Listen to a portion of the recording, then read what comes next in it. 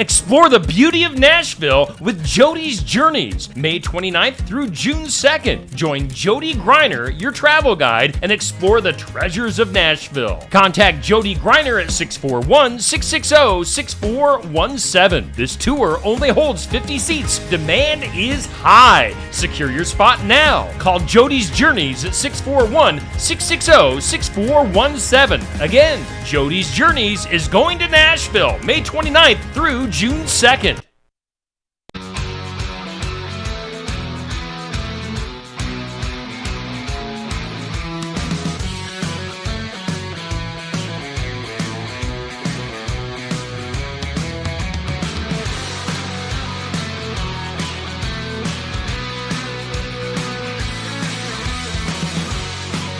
Welcome to this edition of Morgan You Asked For podcast. 6th of March, so it is definitely March Madness time. Late tonight. Again, last week we named it Basketball After Dark. This is After Dark. This is even later. It's almost 10:30. Cyclone game just got over. Huge comeback, 14 points down in the second half to come back and win by 3 points against number 20 BYU. And let's just go ahead and start with that game and the Cyclones in general, because now that the Caitlin Clark, and we'll get to Caitlin Clark, and we focused on her a lot the last couple episodes here. Now that all those records are done and everything, Iowa State is ranked number 6 in the country, looking like a number 2 seed now, especially with the win tonight against this is another quad 1 win, really good team, and they always battle. And how good they are, we're going to find out. But I think they're really, really good. And the best thing about the Cyclones is every night it's somebody different. Tonight it was Curtis Jones, had 18. Tamin Lipsey had a good game. Keyshawn Gilbert came in and sealed it with 4 straight free throws at the end. Momcilovic at the beginning of the game hit 2 or 3 shots. It's different every night. But Curtis, I think the MVP of the season, especially in conference play, is Curtis Jones. He's 12 straight games with double figures, and he's always the one that hits that 1 or 2 threes when he need it. Heck of a comeback. I think I heard they were down 14 at one point in the second half. I tuned in with about 5 minutes left, and I was trying to watch as much as I could. But yeah, it was there were some interesting folks in the crowd you could hear on the telecast too. So that was pretty good. But yeah, another good W there for Iowa State. Obviously, they didn't want to be in that position at home at Hilton, but they got the W regardless. And as you said, they might be getting a number 2 seed now. Do you think that's probably a given no matter what happens in the tournament, or? I think it's much more of a given now. Now, obviously, it's going to depend.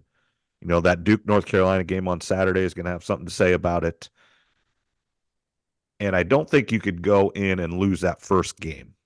You get the double bye, but I don't think you could lose in the quarterfinals.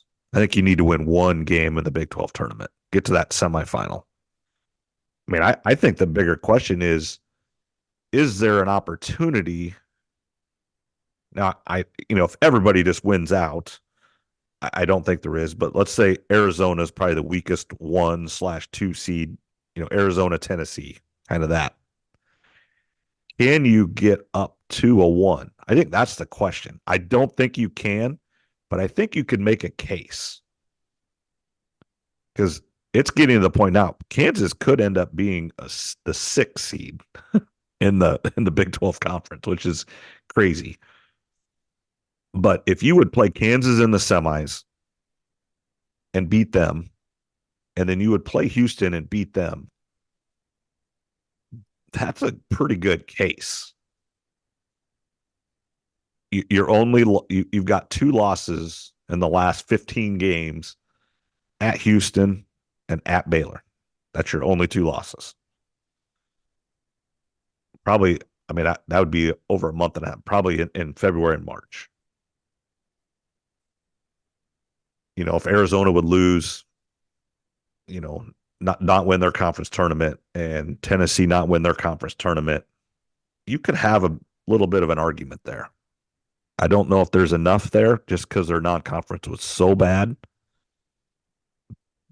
But, and then you could really make that argument if Kansas would beat Houston on Saturday, they would, and then Iowa State beats Kansas State. I believe they share the Big 12 title, the regular season, and then they win the tournament title.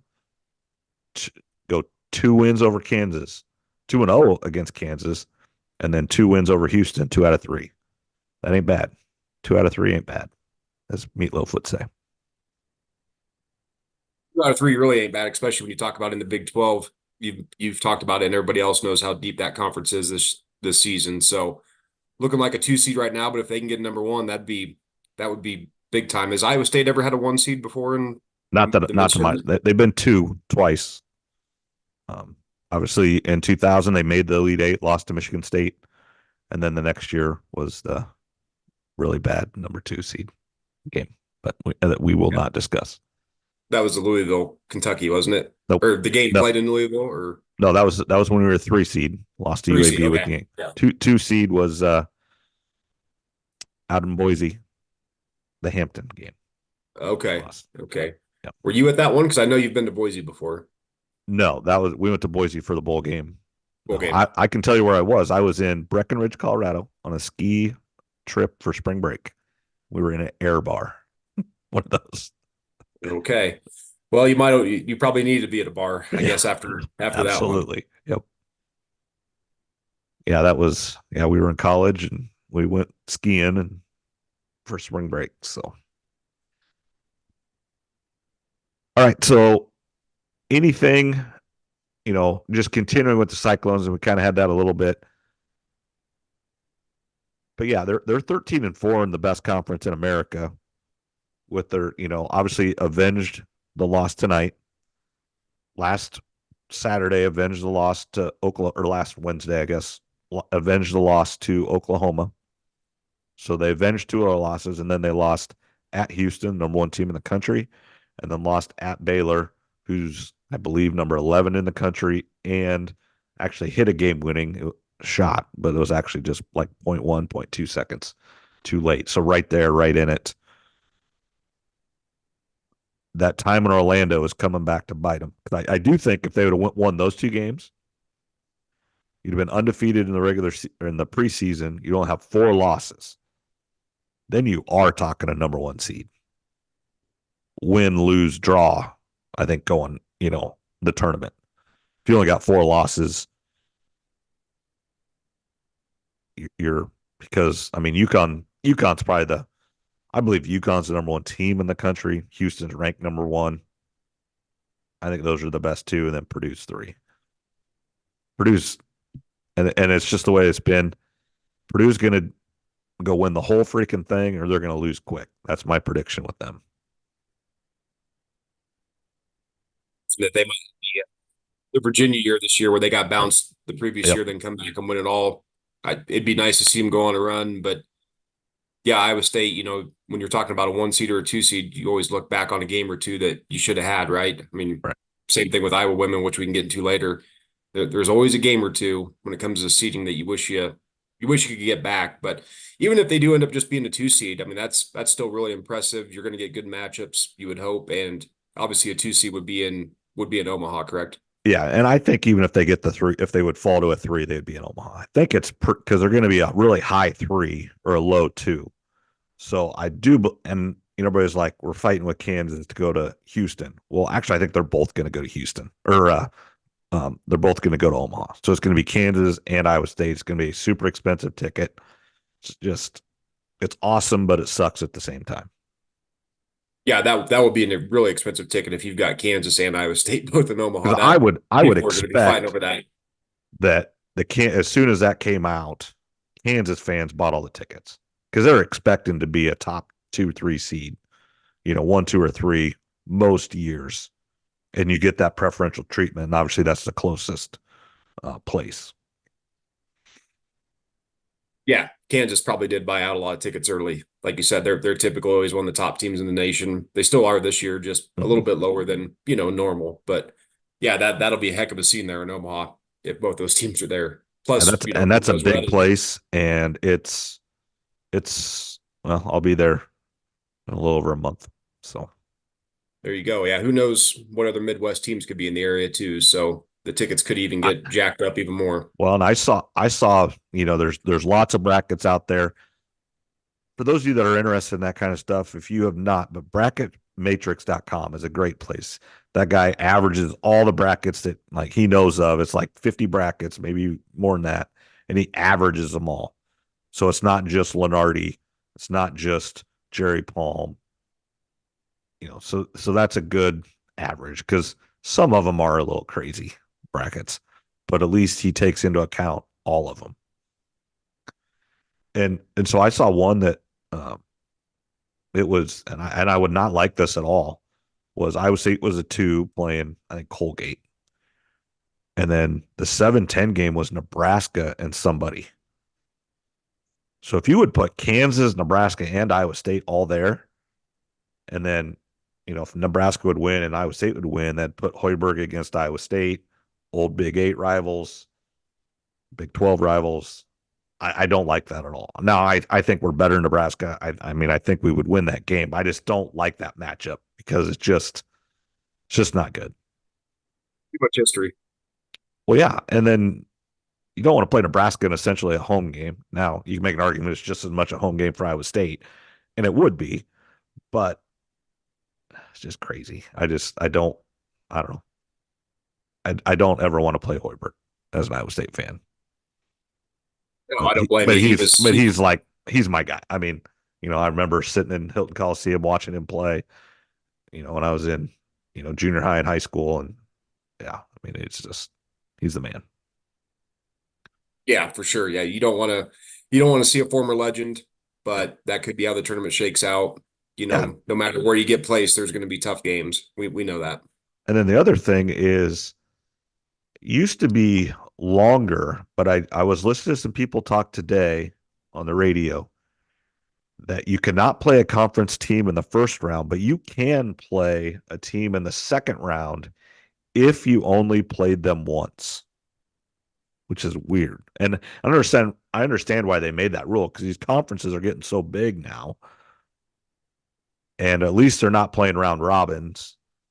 And so I saw one where we might have to play like Texas Tech. We only played them once. I'm in the second round. I'm not a big fan of that either.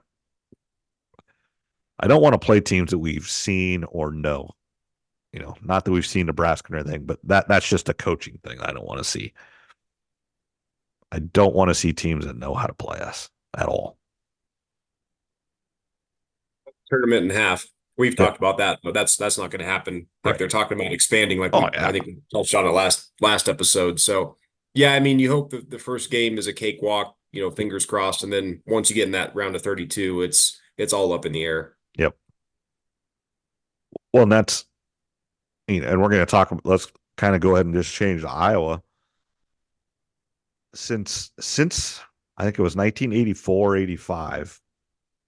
Iowa has never played anyone but the top seed they could in the NCAA tournament. So there's never been an upset ahead of them. Like Iowa State's first might have been under Prohm, so it wasn't Hoiberg. Yeah, because it was when they played out in Denver. They won the first game. They were I think they were a 4 seed. And then Arkansas Little Rock with Chris Beard before he got to Texas Tech made an upset. So we got to play Arkansas Little Rock, which was like a 13 seed. But Iowa's never played something like that. If they're the 4, they always played the 5. If they were, not that they went very far, but they've always played the top seed they could, no matter how far they went. So that there was never a first round upset in front of them. Now, some of that is they haven't had a whole bunch of high seeds. So they've always, they haven't got the benefit of the doubt of playing lower seeds. And then when they did, when they had the 3 seed with Haleska and them, they got upset on that Northwestern State corner 3. So, Iowa and Iowa State both have suffered plenty of heartache in the NCAA tournament, and most teams have. I mean, you can say what you want. Kansas has. When UNI beat Kansas, that was a huge upset. Duke lost to Lehigh one. I mean, so most teams have had that. Virginia lost to Maryland, Baltimore Shore, whatever county, whatever team that was. Purdue lost to St. Peter's. St. Peter's, who else did they beat? Kentucky too? I can't remember. I don't even remember.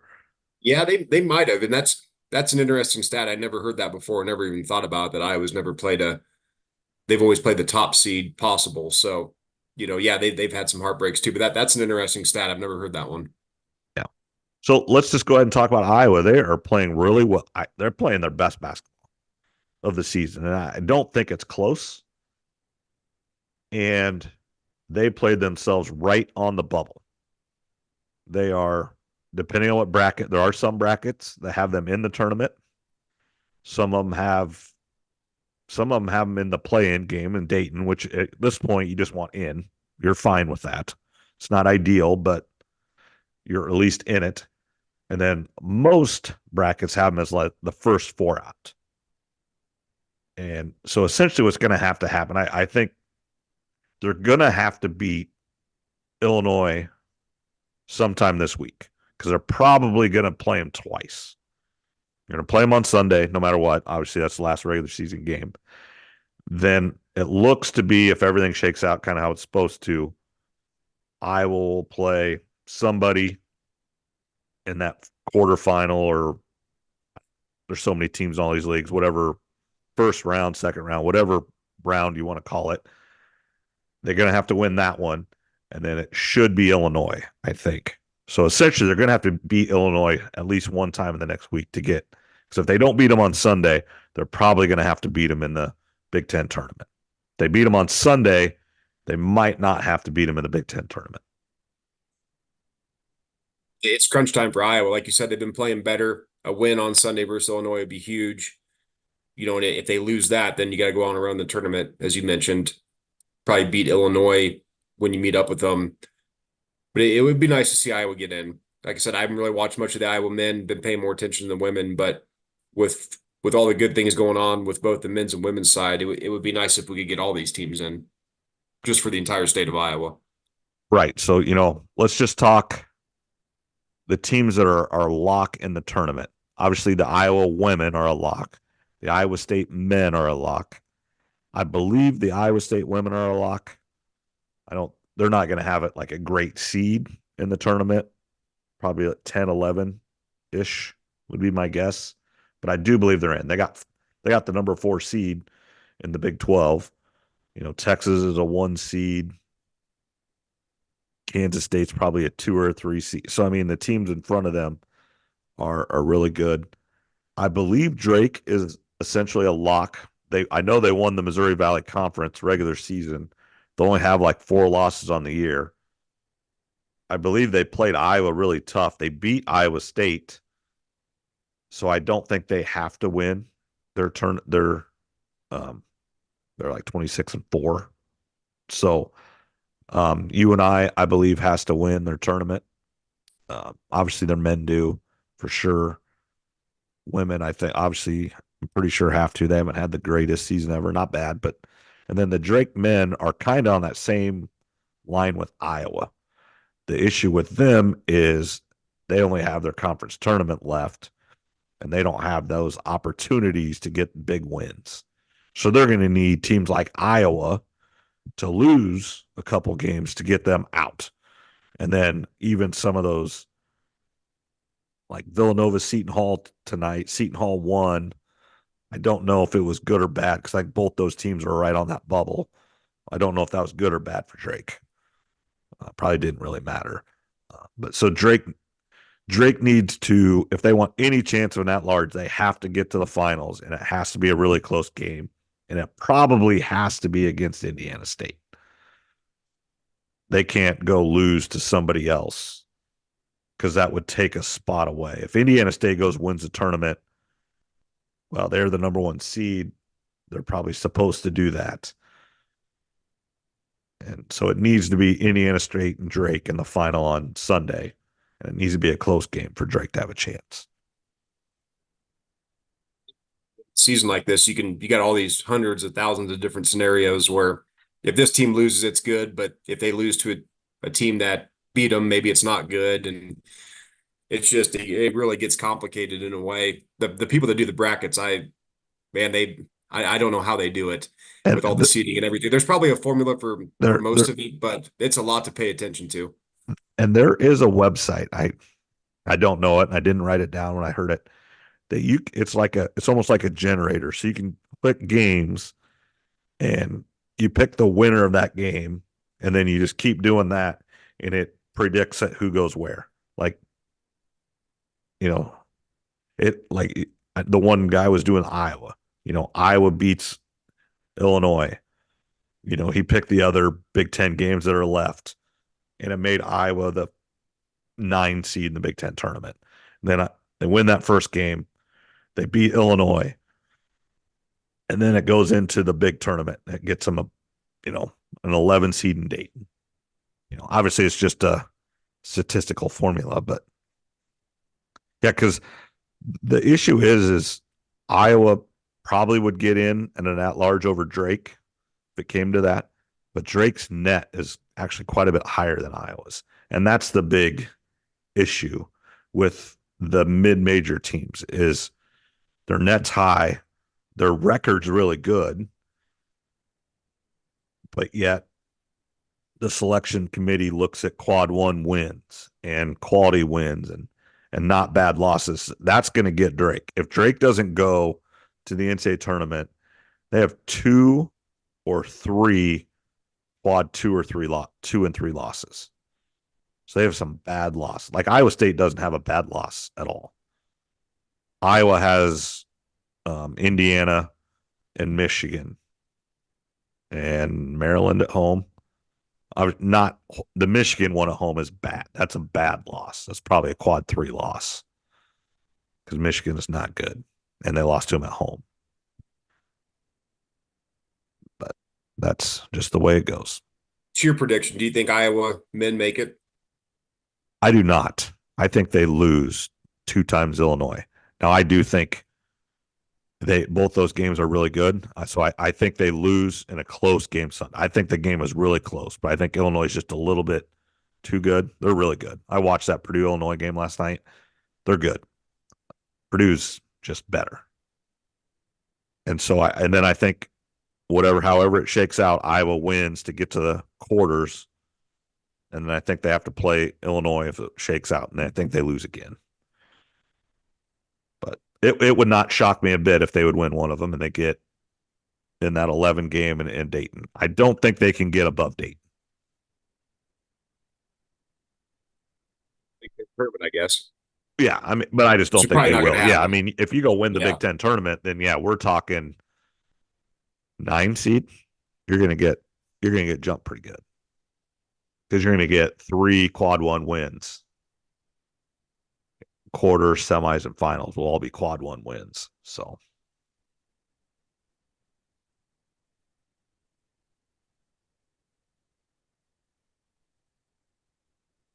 with as you mentioned, though, would it be better that does Iowa not make it and not get our hopes up, or Iowa makes it and lose the first game, or like typical Iowa does under Fran? Well, and that Keith Murphy made that point. I think it was even before the Northwestern game, and it was either Iowa needs to win out and get in the tournament for sure, or lose out and make it no doubt so they can't even get in the NIT, and there's nothing because he doesn't want to have to care about the NIT at all. And especially if they would host a game, he's going to have to send somebody over and, he's going to have to spend money, which is fine. And that's what they do it for. But on this radio show, he was like, don't make me care about the NIT. There's enough to pay attention to, especially at the Iowa State men and the Iowa State men and the Iowa women. So they're going to be. That's really where he wants the focus to be. Well, and that's where he's going to, if they make. Now, that's the best part of the job and everything, and those companies have to spend the money. It's not that they're going to tell them no, but there might be something where down the road where the Iowa baseball team might make a run, and they might not be able to cover it as much as they would like to, just because there is some money there that isn't has been spent. Let's just say if Iowa State men make the Elite Eight and the Iowa team makes the Final Four, they're the same time. So he's gonna go to one of them. I'm sure he's gonna go to the Iowa women with Caitlin Clark. He's gonna follow her, and I believe that's the right decision. But John Sears or somebody's gonna have to go with the Iowa State men, just because that's the crazy thing is they may not, because Iowa State's actually in the WHO market, and Iowa actually is not. Now, Caitlin Clark transcends that a little bit because she's from Des Moines. So that's her market. But it would be an interesting, or would he try to do both depending on how the schedule would break out? Say, he goes, Iowa State plays Thursday night in the Sweet 16. Let's just say it's in Detroit. Would he try to get to Caitlin Clark Friday in Albany? Let's just say they're there, and then go back and forth. Would they spend that kind of money on it? Just because people want him there. Flights would be quick. It just depends on the timing of the games and the Right. budget that they have. I'm Right. sure they would open up the budget a little bit for that, because it'd be worth covering both if possible. Yeah. They might send Andy. Andy Fales kind of went away from the actual sports reporting, but he's kind of Keith's right-hand man, so they might open him up and say, all right, you're following the Iowa State men. Because I do think Keith's going to go with Caitlin Clark. Has to. That's the story. It feels like that's probably the way that he would go, but yeah, all hands on deck if both teams make a run. We know that. Yeah. And that's the best thing is it's this time of year, and it's great, and it's why we call it March Madness. It's why we love it. Tomorrow I have school, get out 1:00 conferences, and then I have dawn school on Friday, then all next week off for spring break, and no plans. And so it's kind of weird, but I might actually head to St. Louis and go watch it's not a junior college. They're Indian Hills golf play. Just because I don't know what else to do, and they're good. And go down there and hang out for just one night of a hotel, watch 36 holes of golf, and then come back home. Go find something to do afterwards. Go get a good meal and a couple beers or something. Yeah, hey, if you got nothing to do in a long weekend, I don't blame you. Yeah. Random road trips are always fun. Absolutely. That's what I was talking to their coach yesterday. And he's like, and he was really worried about the weather when he scheduled this. I remember when he scheduled this, he goes, I'm worried. I'm not going far enough south. March 8th, 9th. He was worried about it. But we were pulling up the weather on his phone. It's like, it's going to be 68. It's going to be 71. It's not there yet, but thank God. That's about the best you can ask for right now. Right. That's pretty darn good for, I know it's a little bit further south, but it's not that far. But yeah, 68, right. 71 in that range. That's pretty darn good for this time of year. Yeah, I know when he scheduled that, it's at Lindenwood. It's in St. Charles.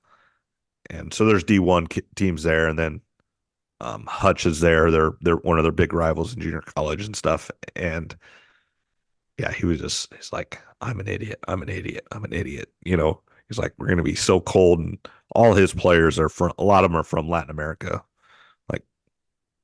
And they don't like playing in the cold, everything. So he was really worried, but it's going to work out for him. There you go. Hope it's good. Hope it's a good road trip for you if you do end up going. Yeah, that's one of those I don't have to really decide till they tee off at 8:00 on Monday morning. So, get up. If I decide to go, leave at 7. They play 36 that day. I won't get there. I won't be there at 8:00 for tee off. I told him, I go, if I come, I won't be there at 8 a.m. I'll tell you that. I'm not leaving at 3:00 in the morning to get there. But no, I don't blame you. I wouldn't either. But I'll wake up at 6. Now, I wouldn't necessarily always get out of bed, but if I was doing that, get up and leave at 6:30, and watch the last half of the first round, and then watch the whole second round, then stay and watch the third round on Tuesday. So, all right, let's kind of change to, let's go to the Iowa State women here. We got about 9 minutes before we have to take a break here, because I think the Iowa women is a little bit longer conversation. But the Iowa State women, with an unbelievable change throughout the season. They lost some games they shouldn't have. Drake, couple, preseason tournament games they maybe shouldn't have. They were playing a lot of freshmen. Emily Ryan, their senior point guard, wasn't playing first half of the year. They turned it on, and they finished 4th in their conference and playing great basketball right now. Addie Brown, freshman, honorable mention all conference. Audie Crooks, freshman, first team all conference. Came out. Didn't win freshman of the year because I think there's a girl from Texas that's really, really good too. Her stats are a little bit better, but Texas is also like the number 4 team in the country. So can't really argue. Sometimes, usually player of the years go to the best player on the best team, not necessarily the best overall player. So can't argue that, but just exciting for Iowa State as there's so many young players. And that's Ken Miller, who talks at KXNO Radio in Des Moines and has done it for a long time with Trent Condon. He was talking, the story right now is Iowa. But after this year, Caitlin Clark has announced she's going to the NBA. Iowa's going to take a step back. Okay, it's not going to be 15,000 every night in Carver anymore. Hopefully it stays at 10, and they're still going to be decent, but they're going to take a step back. But Iowa State, in 2 years, Iowa State could be that number 5 ranked team in the country, 1-2 seed. Things break in the tournament, get into the Final Four. If Iowa State can keep these players together and keep them all there, which is an ever changing and tall task in today's environment, because Iowa State's not UConn, it's not LSU, it's not South Carolina. And I don't know if those teams need a post player or somebody like Audie Crooks, but if they do, sure, they're going to make a call. She's an Iowa girl, but that doesn't mean anything.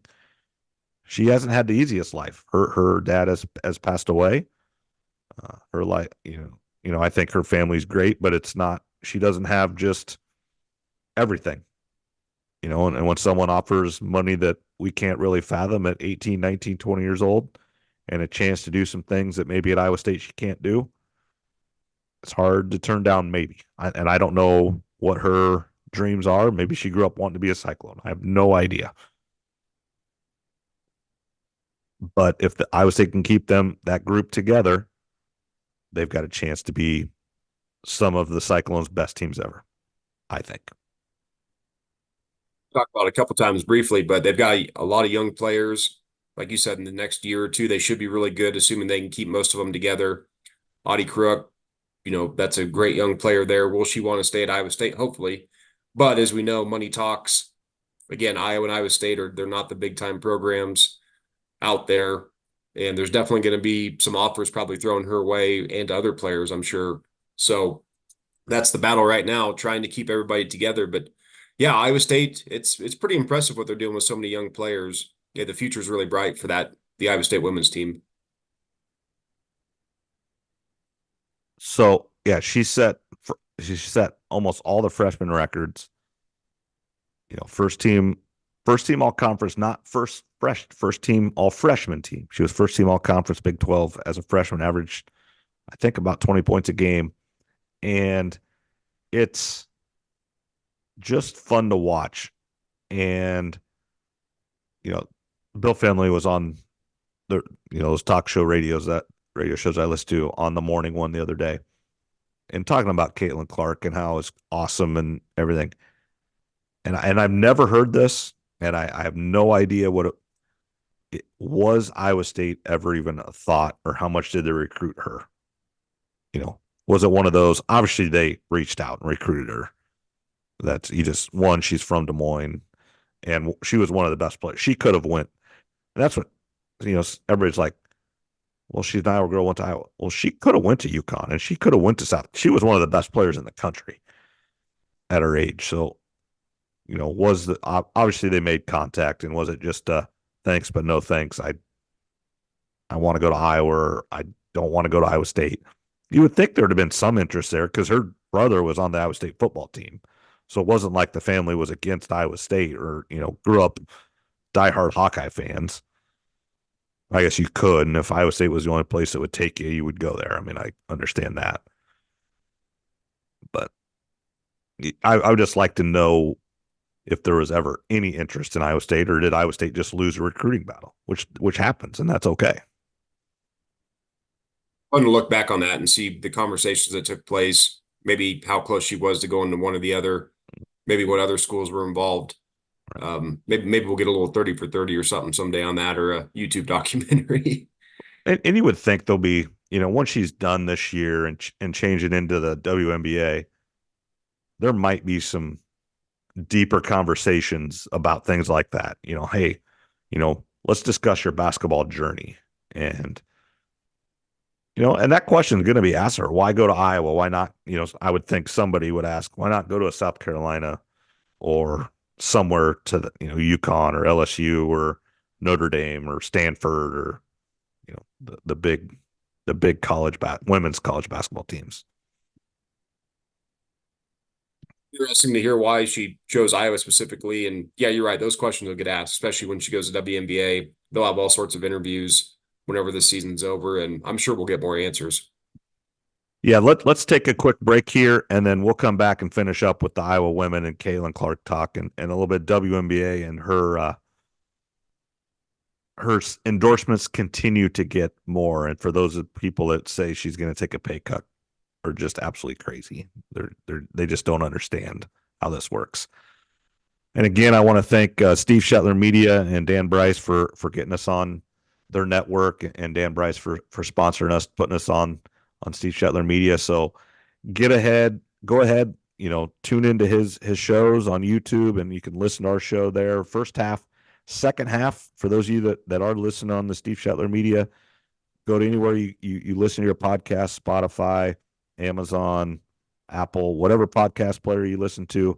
We'll have another section here with Caitlin Clark and the Iowa women. Thanks for tuning in. And if you want to listen to, as Paul Harvey would say, the rest of the story, turn into your podcast player.